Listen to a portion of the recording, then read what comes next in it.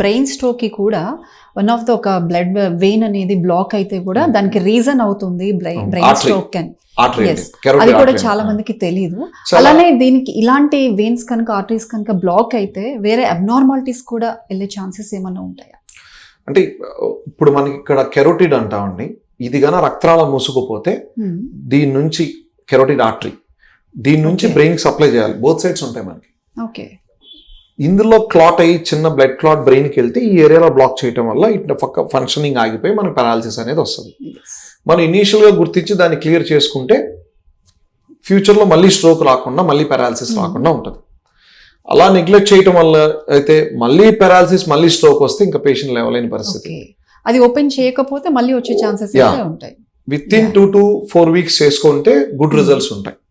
ఒక్కసారి స్ట్రోక్ వచ్చిన పేషెంట్ దీని వల్ల అయితే కనుక, బట్ స్ట్రోక్ చాలా కారణాలు ఉన్నాయి. బట్ కెరోటిడ్ ఆర్టరీ డిసీజ్ వల్ల అయితే కనుక మనం as early as possible stroke వచ్చిన తర్వాత ఇమీడియట్ గా దాన్ని రక్తనాళాలని స్టెంటింగ్ ద్వారా కానీ లేదా ఎండాట్రాక్టమీ అంటాం, ఆ రక్తనాళాలని బ్లాకేజెస్ తీసి సర్జరీ చేసి దాన్ని క్లియర్ చేస్తాం. అలా చేయటం వల్ల ఫ్యూచర్ లో స్ట్రోక్స్ మనం రాకుండా ప్రివెంట్ చేయొచ్చు.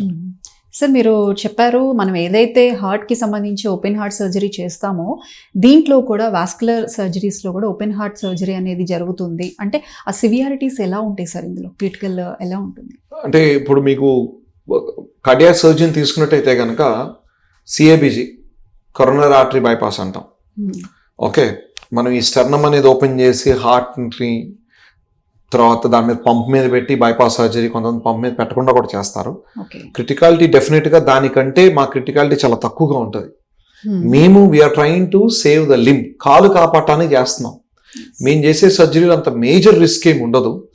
ఎనస్థీషియా ఇస్తాం, రీజనల్ ఎనస్థీషియా అంటే మనకి స్పైనల్ ఎనస్థీషియా అంటాం కదా, లోవర్ బ్యాక్ లో ఎనస్థీషియా ఇచ్చి ఆ రీజనల్ కింద పార్ట్ వరకు ఎనస్థీషియా ఇచ్చి ఇటు పక్క రక్తనాళం తీసి ఇటు పక్క వేస్తాం.